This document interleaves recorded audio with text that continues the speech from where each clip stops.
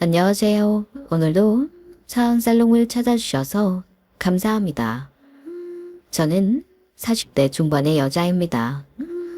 20대 후반에 남편을 만나 결혼을 했으니 결혼 생활을 한 지도 벌써 20년 가까이 다 되어 가네요. 그땐 정말 뭣도 모르고 남편이 좋다는 이유 하나만으로 순수하게 결혼을 했던 것 같아요. 이상하게 주변 결혼한 언니 오빠들을 보면 하나같이 결혼은 현실이다 라고 하는데 그건 의례 결혼한 사람들이 주는 겁이라고만 생각했죠. 당시 제 생각으로는 결혼은 굉장히 낭만적인 의식이라고 느껴졌어요. 사실 한 사람이 다른 사람을 만나서 평생을 함께하자고 약속하는 것 자체가 굉장히 비현실적인 행위잖아요. 사람 마음이란 건 변하기 마련이고 첫눈에 사랑 같았던 마음도 언젠가는 식는다는 걸 여러 번 겪고 봐왔으니까요. 그리고 결혼이라는 게 원래 살면서 만났던 사람 중 가장 사랑하는 사람과 만나는 것도 아니고 그냥 결혼 정년기쯤에 내 옆에 있는 사람과 하는 거잖아요. 다소 현실적인 이런 문제들을 덮어두고 백년 가약을 맺는다는 것 자체가 저한테는 낭만적인 일이라고 느껴졌어요. 저 스스로도 그렇지만 남편도 마찬가지로 언제 이 관계가 변할지는 모르지만 그럼에도 함께하자고 약속하는 거니까요. 그래서 결혼은 현실이라는 말도 반은 새겨듣고 반은 헤어들었던 것 같아요. 당연히 연애할 때 잘 지내는 것과 결혼해서 같이 살면서 잘 지내는 건 별개의 문제고 현실적인 걸 모르고 결혼하는 사람은 없으니까요. 그냥 남들 다 하는 그 정도 각오로 결혼을 했어요. 하지만 사람들이 말하던 결혼은 현실이다 라는 말은 비단 저희 두 사람뿐만 아닌 시댁과 친정을 놓고 하는 말이기도 하다는 걸 깨달은 건 꽤 나중이 됐죠. 사실 남편은 어린 시절에 부모님 때문에 꽤 고통스러운 유년 시절을 보냈거든요. 시아버님은 알코올 중독에 걸핏하면 남편과 시누이에게 손찌검을 했고 어머님은 그걸 말리긴커녕 본인이라도 피하려고 아버님 비위를 살살 맞췄다고 해요. 그래서 남편은 어린 동생을 데리고 가출한 적도 있었고 부모님과의 갈등이 심한 채로 성장했죠. 거기다 시어머님은 사업 중독에 빠져서 몇 번이나 집안 재산을 많이 날려먹고 빚에 허덕이고 계신 상황이었어요. 그것 때문에 우려하는 주변의 목소리가 많아 결혼하기 전에도 남편을 통해 몇 번이나 확인을 거쳤고 결혼을 엎을까 말까 고민도 참 많았던 것 같아요. 빚은 이제 얼마 안 남았어. 1,000만 원 정도만 갚으면 끝나. 내가 당신한테는 절대로 피해 안 가게끔 할게. 불안하게 해서 미안해. 결혼할 때쯤에는 빚을 거의 다 갚은 상황이라고 해서 확인까지 꼼꼼하게 다 마치고 결혼을 했지만 그 습관은 어디 안 가더군요.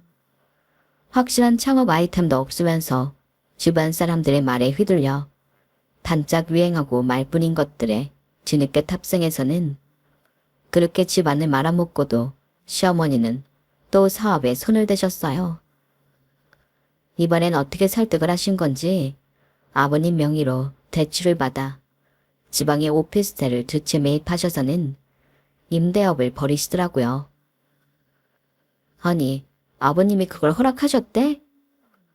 그게 이상하게 우리 아빠도 엄마가 사고 그렇게 치는 거 알면서 말리지를 않으시네. 뭐라고? 여태까지 그래 오셨던 거야? 나랑도 그렇게 많이 싸우고 이야기도 했었는데 아빠도 바뀌는 게 없다. 내가 정말 당신 볼 면목이 없네. 미안해. 됐어. 미안할 게 뭐 있어. 결혼 전부터 누누이 얘기했잖아. 나는 결혼하고 시부모님이 빚 때문에 허덕이는 늘 생각도 조금도 못 도와드린다고. 어머님 아버님도 다 아시지? 당연하지. 그건 내가 알아서 잘 말해놨으니까 걱정하지 마. 그래, 그거면 됐어. 조금 답답하긴 했지만 결혼 전 확실하게 옷을 박아 넣은 덕분에 크게 걱정할 일은 없었어요. 아니, 없다고 생각했어요. 그리고 이번엔 임대업이니 손해를 보더라도 집값이 떨어지는 정도일 거고 세만 꼬박꼬박 잘 받을 수 있으면 대출 내신 것도 금방 갚으실 수 있지 않을까 싶더라고요. 하지만 그건 제 긍정회로일 뿐이었는지 임대업을 벌이신 지 2년이 채 되지 않아 문제가 생기시더군요. 원래는 저에게 돈 관련해서는 일체 말씀 안 하시던 분들이 어느 날부터인가 번갈아가며 전화가 오기 시작했어요. 처음에는 당연히 돈을 빌려달란 이야기부터 시작하진 않으셨어요. 평범한 하사원부터 시작하셨죠. 며느라, 잘 지내지? 네, 어머님. 무슨 일이세요? 별일 없으시죠? 그러게, 별일이 없으면 참 좋겠는데 말이다. 나는 인생이 왜 맨날 이 지경으로 꼬이는지 모르겠다. 절대 먼저 연락 안 주시는 분이 연락을 주셨길래 어느 정도 예상은 했지만 안 물어볼 수가 없게끔 유도를 하시더군요. 무시할 수도 없는 노릇이라서 일단 원하시는 대로 반응은 해드렸어요. 왜 그러세요, 어머니? 아니, 사실은 말이다. 내가 몇 년 전에 오피스텔을 매입을 했거든.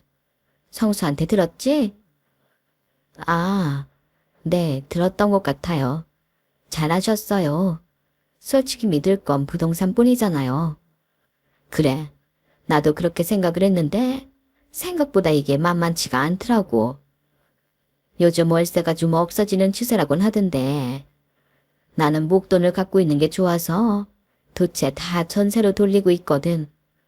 아니, 그런데 계약을 했으면 그 기간을 채우고 나가야지. 갑자기 이사를 가야 한다면서 돈을 돌려달라고 하대. 그렇게 갑자기 이야기하면 내가 돈이 어디서 나서 줘. 참, 내가 여러 가지 사업을 해봤지만 항상 이놈의 사람이 변수야 사람이. 아우, 곤란하셨겠네요. 그래도 어쩌겠어요. 사람이 다 각자 사정이 있는 건데 이사를 갑자기 가야 할 만큼 급한 일이 있는 모양이죠. 그래, 살다 보면 그런 일 생기는 거야. 나도 이해는 하는데 그래도 집주인이 내 입장에서 좀 너무 많이 곤란하잖니.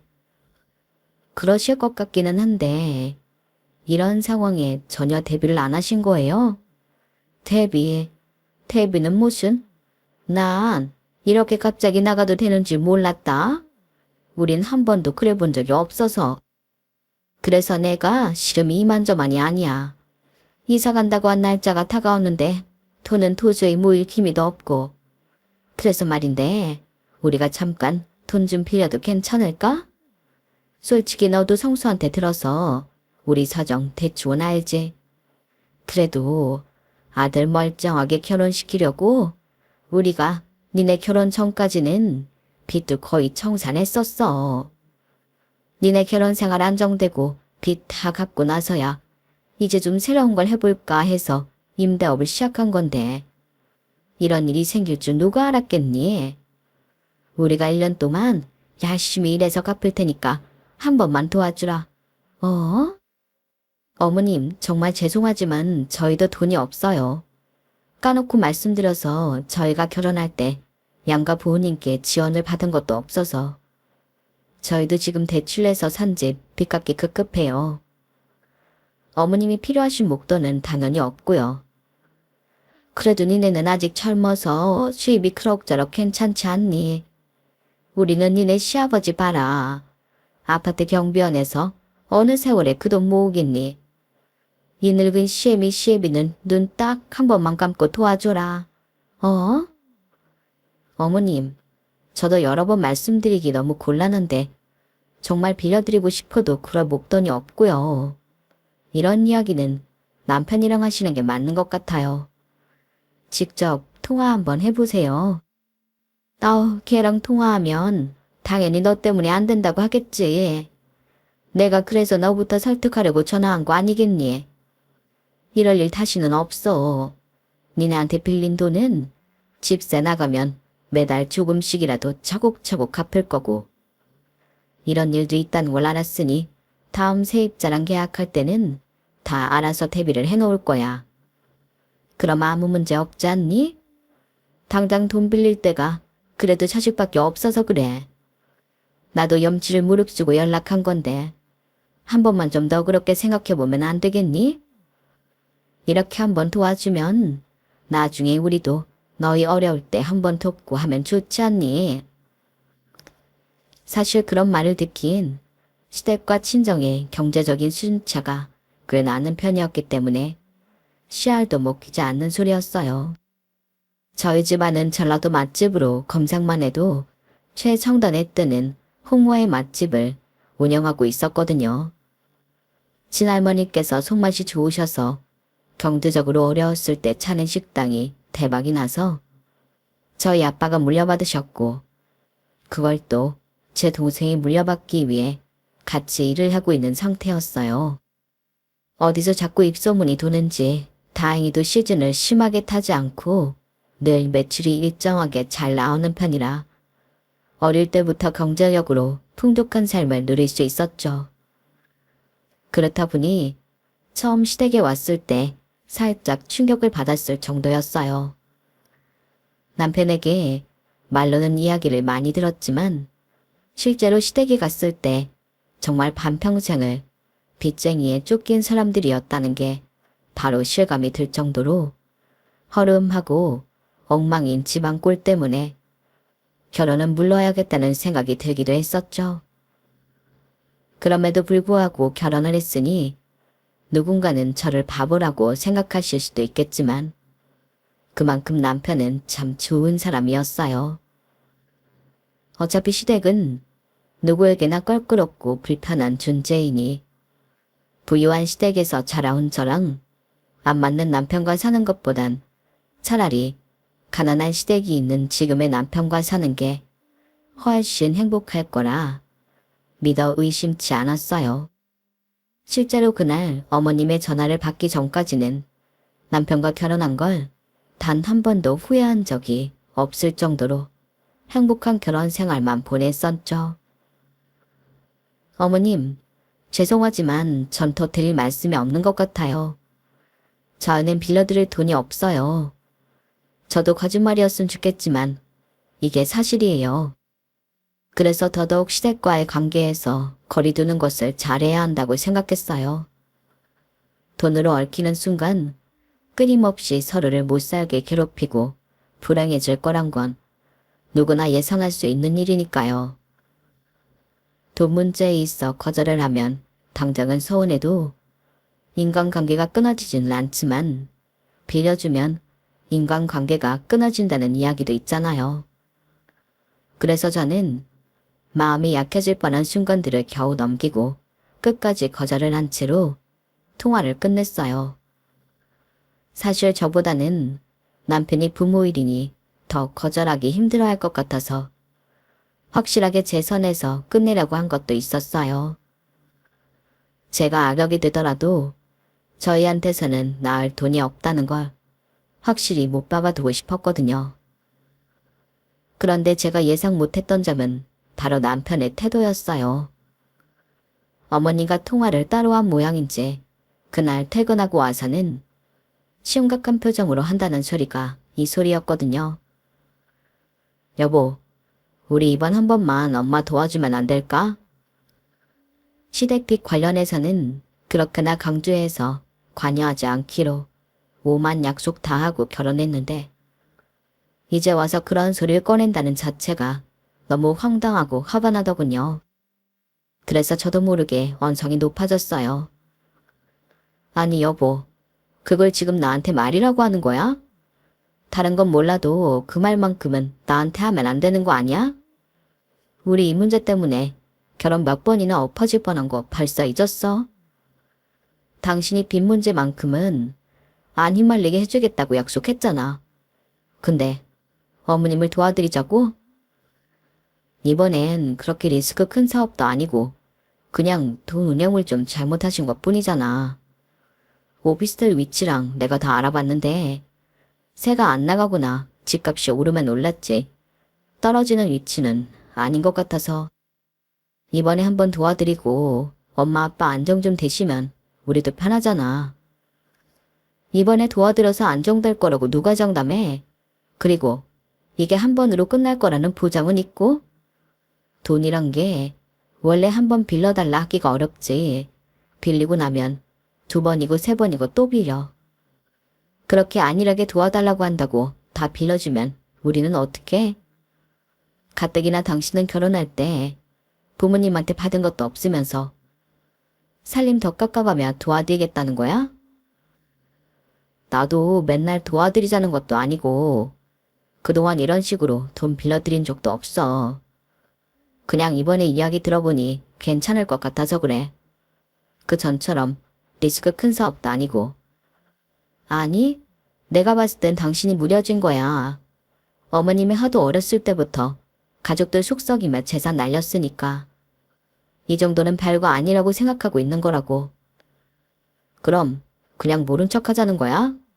우리가 아니더라도 엄마는 어딘가에서 돈을 빌려야 하는 상황인데, 그리고 돈 못 빌리면 전시 사기로 구속될 수도 있다는데?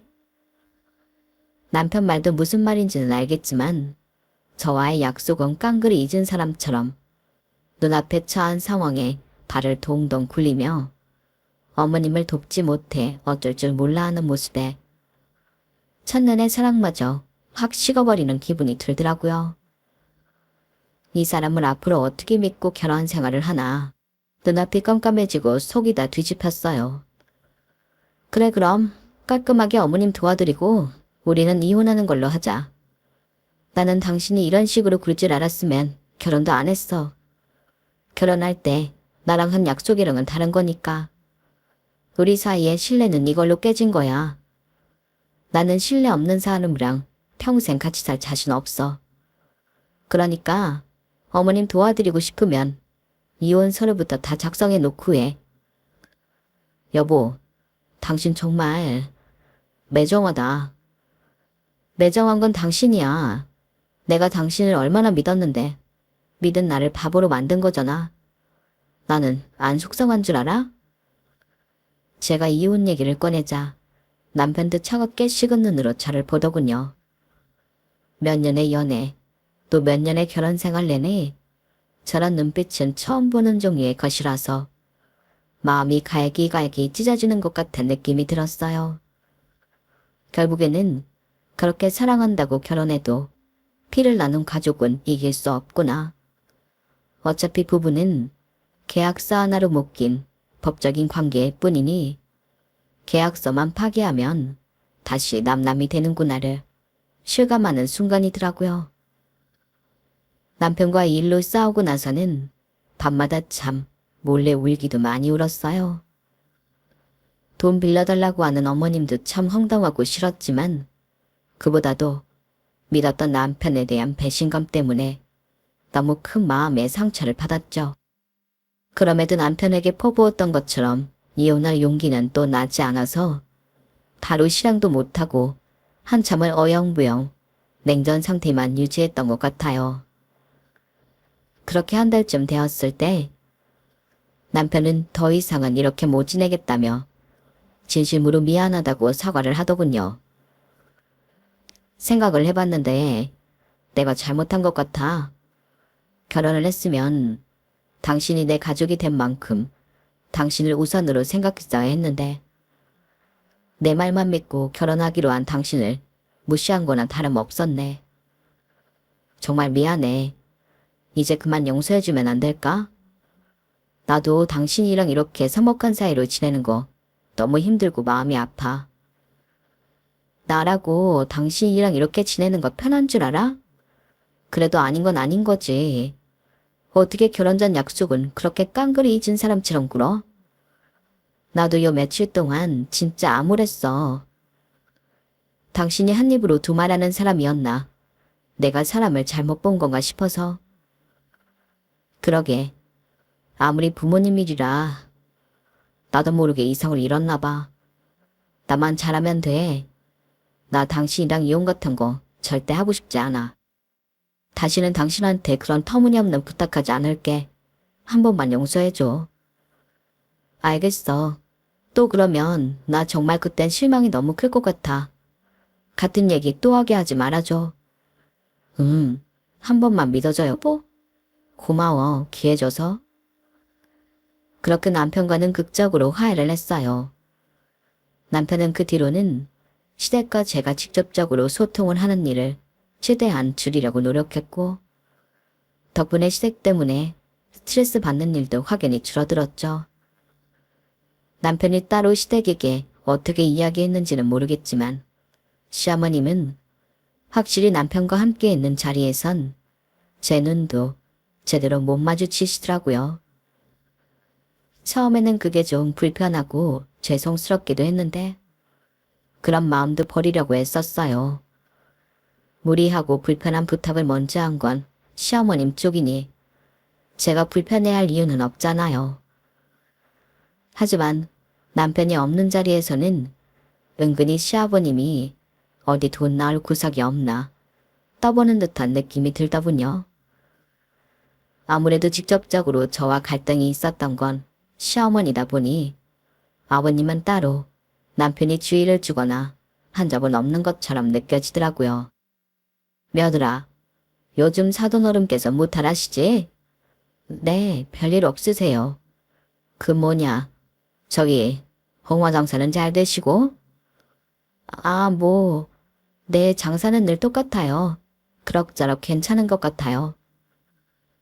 왠지 사실대로 말하고 싶지 않아서 얼버무렸는데 그날따라 말수도 적으신 어르신이 꽤나 집요하게 물어보시더라고요. 똑같다고 하면 내가 뭐 어떻게 생각해야 하나? 잘 된다고 생각하면 되는 거야? 네, 그냥 적당히 잘 되는 것 같아요. 적당히? 적당히? 적당히의 기준이 뭔데? 그게 사람마다 다 다르니까 정확하게 어떻다고 말씀드리기가 조금 어렵네요, 아버님. 아우, 이 깍쟁이 같으니라고. 적당히는 뭔 적당이야. 사돈어른 내가기를 내가 다 조사를 해봤는데. 네? 조사요? 그래, 봐봐라. 여기가 사돈어르신 내가기 아니냐? 네 부면 몇백 개에 하나같이 호평이던데. 이 정도면 매출이 엄청나겠구만. 뭘 적당히 잘 된다는 거야. 아, 네. 워낙 그 동네에서 오래 장사해서 아는 단골분들이 많으세요. 그래서 말씀드렸잖아요. 사람마다 기준이 다르니까 말씀드리기 어렵다고요. 아니지. 너는 숨기려고 한 거야. 사돈 내 홍어집 장사가 잘 된다는 걸. 안 그랬음 잘 된다고 얘기를 했겠지. 왜? 우리가 너한테 그걸 비밀로 돈이라도 뜯어낼까봐 무서워서 얘기를 못했냐? 아버님, 그걸 갑자기 왜 찾아보신 건지 먼저 이야기를 해주시는 게 맞는 것 같은데요. 결혼할 때도 안 찾아보셨던 저희 부모님 가게를 뜬금없이 왜 쳐다보셨어요? 아니, 얼마 전에 내 지인이 전라도 여행을 갔다 왔는데 아주 맛있는 집이 있다는 거야. 손님도 바글바글하고 겨우 앉아서 먹었다나 뭐래나. 그러면서 사진을 쭉 보여주는데 세상에 너무 익숙한 곳인 거지. 보니까 딱 사돈 내 가게다만. 물어보니까 맛도 기가 막히고 손님이 끊이지가 않는다던데.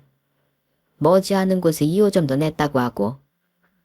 나는 네가 결혼할 때 부모님이 보태준 것도 없다고 하고 지방에서 작은 홍어횟집 한다길래 쥐풀도 없는 집안인 줄 알았더만.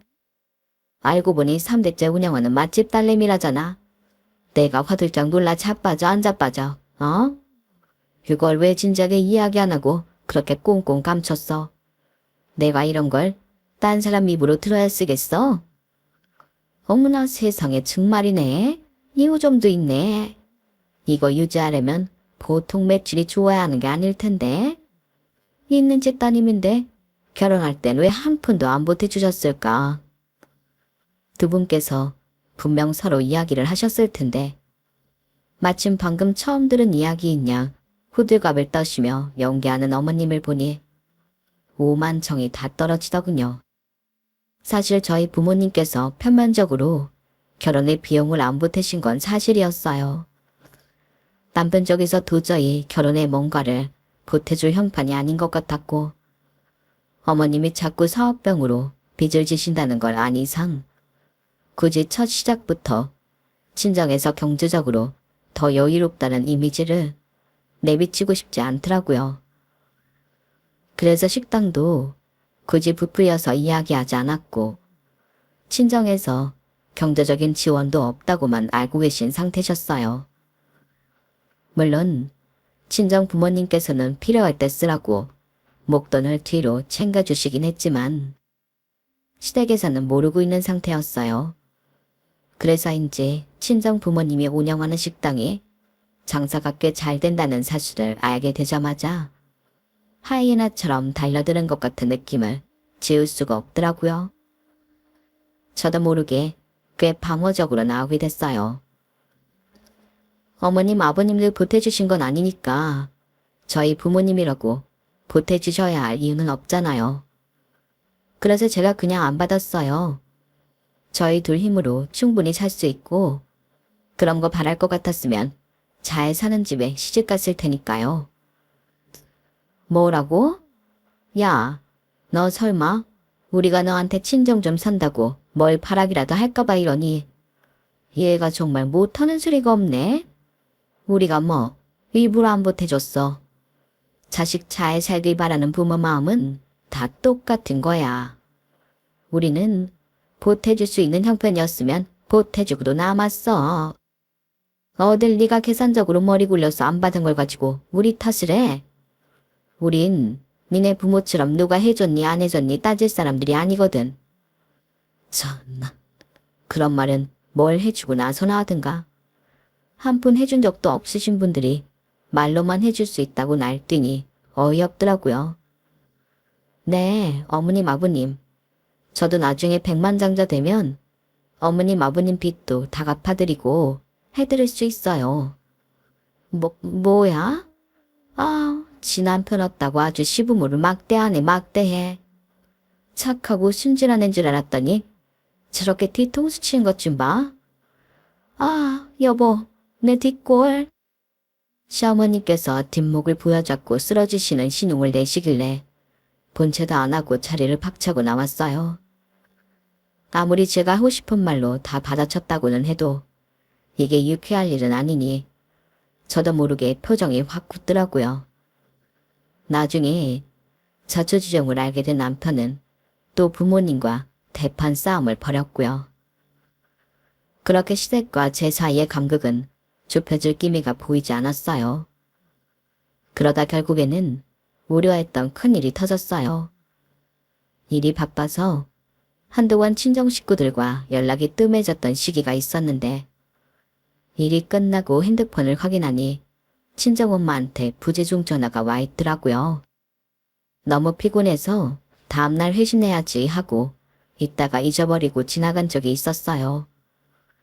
그리고 이틀 뒤쯤 전화가 또 오시길래 받았죠. 맞다. 엄마, 전화 드린다는 걸 잊었어요. 무슨 일이세요? 아니, 요즘 니네 시댁에 무슨 일 있니? 네? 아니요. 저는 들은 거 없는데요. 얼마 전부터 서돈댁에 전화가 와서는 종종 안부를 묻길래 평생 연락 한 통 없던 사람들이 왜 이러나 했거든. 그런데 얼마 전에 돈을 좀 빌려달라고 그러지 뭐니. 그것도 꽤 목돈을. 뭐라고요? 그래서 빌려줬어요? 와, 정말 머리끝까지 화가 나더라고요. 저를 찔러보다고 안 될 것 같으니 결국 저희 친정 부모님한테까지 전화를 해서 돈을 빌리려고 했다는 게 너무 싫더라고요. 뭐 때문에 그러냐고 물어봤는데 급한 일이라고만 하고 자세히 이야기를 안 해주시는데 이걸 빌려줘야 하나 말아야 하나 판단이 서야 말이지. 우리한테까지 연락을 해서 빌리는 거면 당장 너랑도 연관된 일일 수 있잖니. 그래서 전화했던 건데 또 네가 전화를 안 받더라고. 자꾸 급하다고 재촉하셔서 돈을 빌려드릴 뻔했었는데 너희 아빠가 이후 알기 전까지는 못 빌려준다고 못 박았다.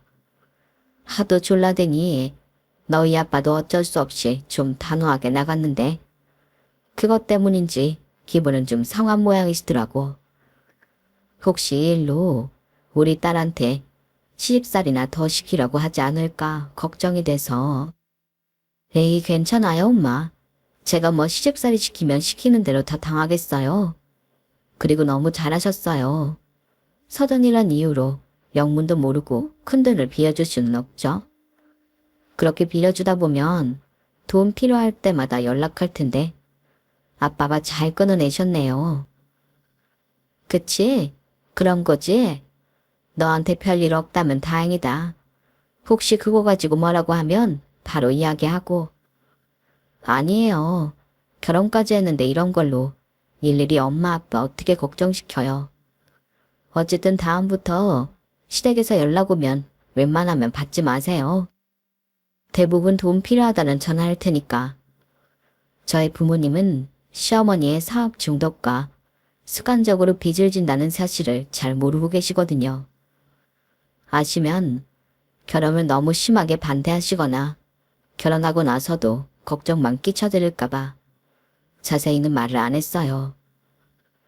결혼 당시 시댁에 약간 빚이 있다는 것 정도밖에 모르고 저를 시집 보내셨으니 그런 연락을 받고 걱정이 드시는 게 당연했을 거예요. 그래도 아빠께서 식당 일 잘 되면서 워낙 주변에 돈 때문에 마음고생시켰던 지인들이 많아서였는지 이제는 알아서 잘 단둘이 치셔서 다행이었죠. 그런데 그런 연락을 받은 지 일주일도 안 돼서 시부모님이 저를 슬슬 다시 괴롭히려고 시동을 거시더군요. 무슨 트러블만 좀 생겼다 싶으면 저희 부모님을 끌고 와서 욕을 하기 시작했어요. 에휴, 너도 너희 아빠 닮아서 그렇게 매정한 거냐? 에휴, 자식이 부모를 아주 그냥 쏙 빼닮았네. 처음에야 시부모님이 왜 저러시는지 이유는 투명하니 몇 번 흘려듣고 말았어요. 하지만 제가 반응이 없으니 더 약이 오르셨는지 비아냥거리는 수위가 점점 더 세졌고 우연히 남편이 그걸 듣게 된 뒤에 저보다 훨씬 화가 난 남편에 의해서 시댁과의 연은 자연스럽게 끊어지게 됐죠. 당신은 이때까지 이런 소리나 듣고 있었던 거야? 왜 진작 말 안 했어? 알았으면 진작에 뭐라 했을 텐데. 됐어. 솔직히 저런 발언들이야 나 화나라고 하는 소리인 것 뻔하고 하실수록 당신의 인격을 깎는 소리란 걸 깨달으셔야지. 그래서 내버려 뒀던 건데 이제 나랑 연락도 못하고 만나지도 못하시니 평생 깨달을 기회를 놓치셨네. 내 앞에서는 계속 당신한테 예의 지키시는 척, 적당히 거리 두시는 척해서 뒤로 당신이 그런 말 듣고 있는 줄은 몰랐어. 참나, 엄마 아빠도 부모면서 어떻게 당신한테 부모 욕을 하냐? 딴 건 몰라도 가족을 건드리는 건 아니지. 내가 대신 사과할게. 미안해 여보. 괜찮아. 그래도 그동안은 참은 보람이 있네. 당신이 이렇게 더 노발대발하면서 시댁 연을 다 끊어주고. 나도 그동안 부모님께 당신한테 이상한 소리 하지 말아달라고 부탁한 게 얼만데. 하나도 안 들어주고 계셨으니 이제 며느리가 안 온다 해도 할 말 없지. 저야 각종 시댁 행사에 끌려가 시부모님과 은근한 기싸움을 하지 않아도 되니 솔직히 더할 나위 없이 좋기는 했어요. 그 뒤로는 이래도 되는 건가 싶을 정도로 시댁과 연락도 안 했고 만난 적도 없이 살았네요. 몇 년 이러다 말 줄 알았는데 남편이 생각보다 강경하더라고요. 저도 금방 그 생활에 익숙해졌고 굳이 바꾸고 싶지도 않아서 그렇게 시댁과 연 끊은 지도 10년이 훌쩍 지나갔어요. 시댁과 교류를 안 하다 보니 그 시간을 더 친정에 투자하게 되고 친정 식구들과 추억을 더 많이 쌓았는데 그동안 자주 찾아뵙고 검진도 꼬박꼬박 잘 받으시던 아버지가 정말 갑작스럽게도 집에서 혼자 샤워를 하시다가 미끄러져 뇌출혈로 쓰러지셨어요. 하필이면 그날 집에 아무도 없어 뒤늦게 발견을 했고 병원으로 채 옮겨지기도 전에 사망 판정을 받고 말았죠. 저도 이야기 전에 듣고 눈물 범벅이 되어서 무슨 정신으로 절차를 진행했는지 모르겠네요. 워낙 건강하셨던 분이라 이런 식으로 돌아가실 거라고는 꿈에도 생각 못했고 가족들 모두가 마음의 준비를 안 했던지라 패닉에 빠졌어요. 그래도 갑자기 치르게 된 장례식에 많은 지인들과 친구들이 와서 힘이 되고 위로가 되어주더라고요. 그전에는 겪어보지 못한 일이라 그런지 이런 곳에 와주는 게 그렇게 큰 힘이 될 줄 몰랐는데 이렇게 받아들이기 힘든 상황에 반가운 얼굴들이 찾아와 좋은 말들을 하나씩 얹어주고 가니 일시적이더라도 마음이 괜찮아지더라고요. 그렇게 저 나름대로 조금씩 마음을 추스려 가고 있었고 8일 전 마지막 날 밤이 되었어요. 이날은 저도 그동안 잠을 거의 못 잔 채로 울다 일하다를 반복했던 때라 몸도 마음도 정말 지치더군요.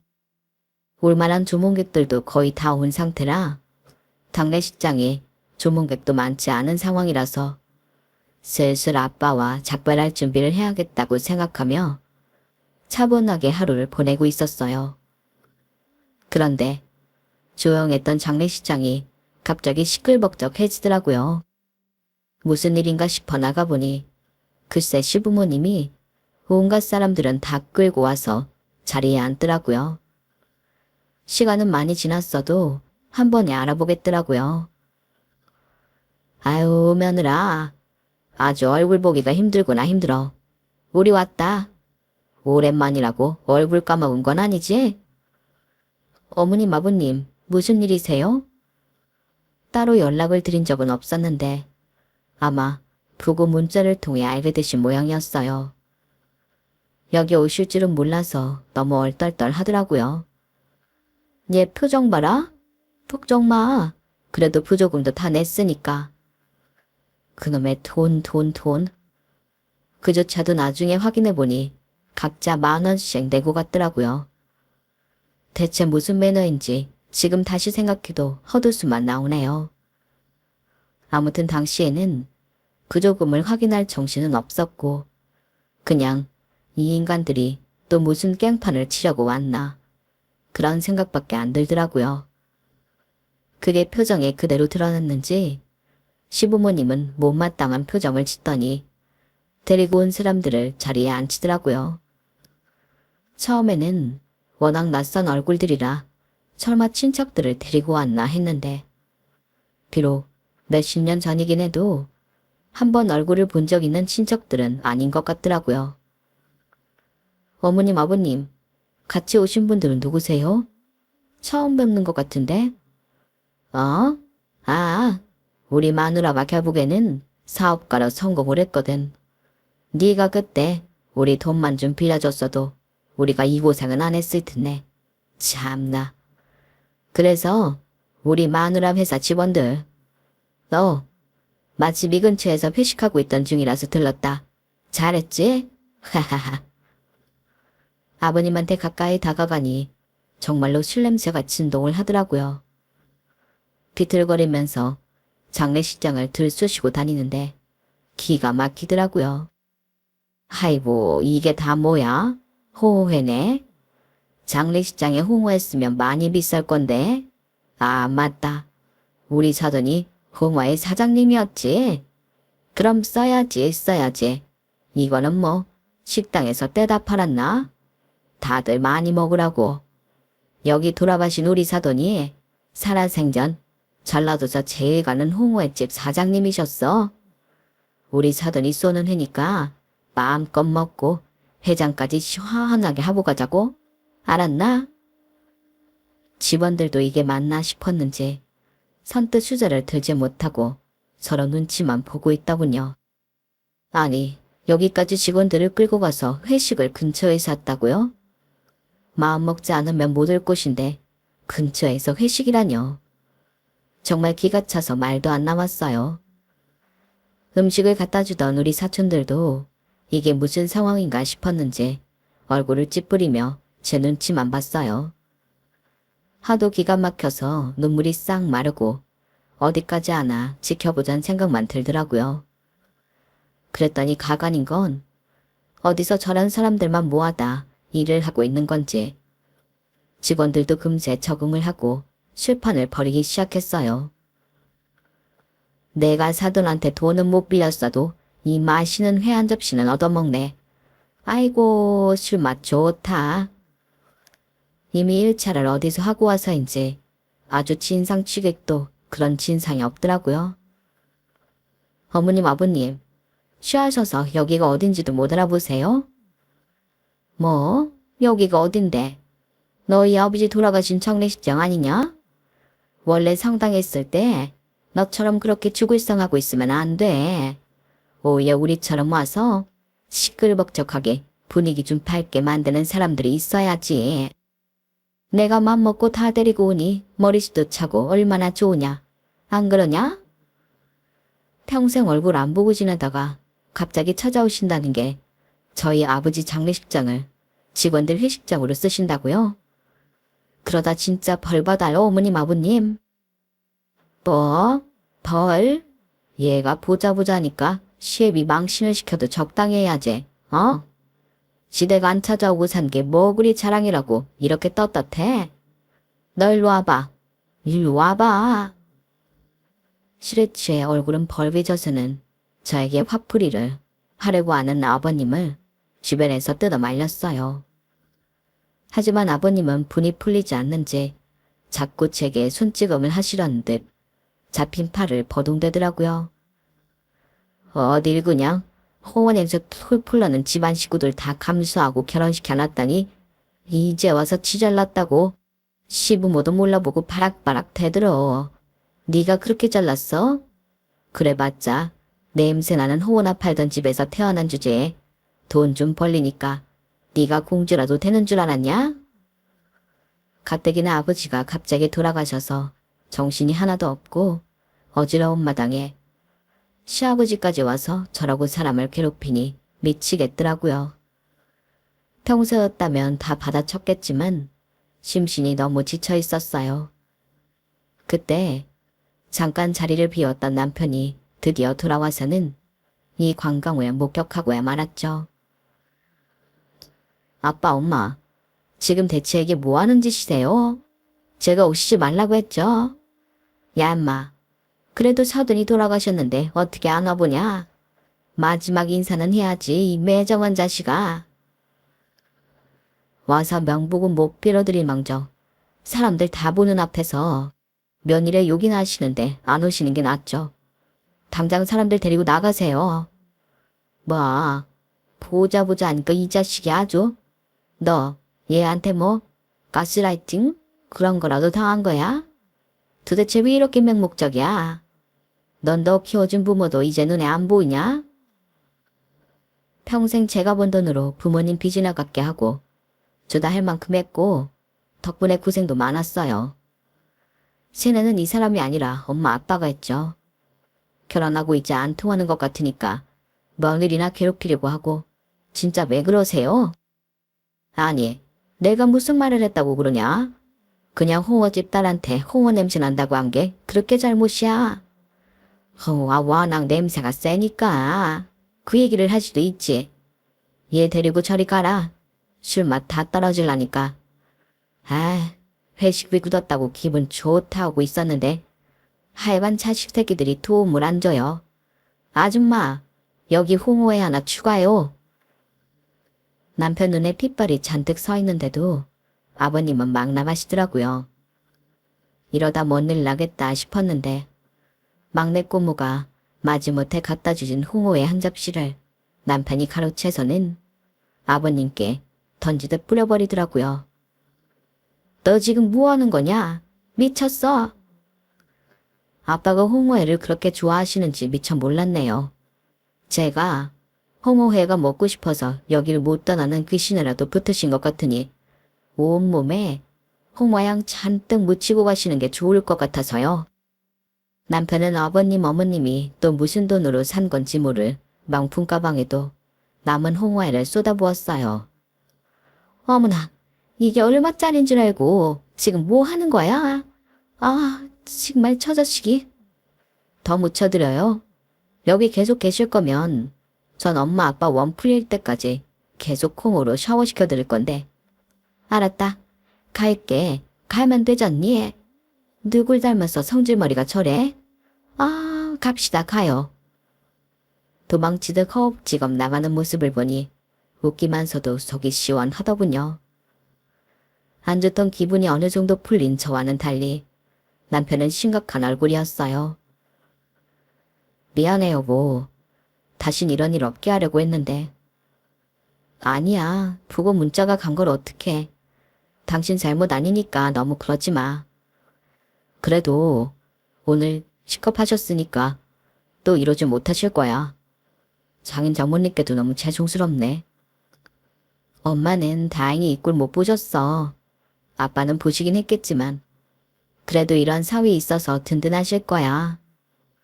미안하고 고마워 여보. 남편이 저를 꼭 안아줬는데 사뭇 옛날과는 달리 이제는 정말로 든든한 나의 편이라는 생각이 들더군요. 이런 사람과 그때 화해하려는 노력 없이 젊은 날의 패기로 이혼해버렸다면 지금 제 인생은 꽤 쓸쓸했을지도 모르겠다는 생각이 들더라고요. 저희는 그날 이후로 시댁 전화번호도 연락처에서 삭제했어요. 혹시 모를 연락들로 인해 이런 식으로 제외하는 걸 겪고 싶지 않았으니까요. 왜 지우기까지 했냐면요. 전화가 갑자기 와도 넘어와서 이상하다 했더니 또 염치 없이 돈 문자가 와 있더군요. 갑자기 사업이 잘 안 되나 보죠. 연락처마저 지우니 이제는 진짜 저와 연이 없는 사람들로 느껴져서 기분이 묘하더라고요. 시부모님이 새로 하고 있다는 사업이 뭔진 모르겠지만 남편도 이제 모르고 사니 한결 편안하다고 하더라고요. 얼마 못 가 망할 게 뻔하지만 적어도 이제 아무렇지도 않게 돈 빌려달라는 연락은 저희가 못 볼 테니까요. 듣고 싶지도 않습니다. 제 사안은 여기까지예요. 항상 건강하시고 행복하세요. 여러분, 사연 댓글에 응원과 현명한 조언 부탁드려요. 좋아요와 구독은 저에게 큰 힘이 됩니다. 오늘도 좋은 일 가득하세요.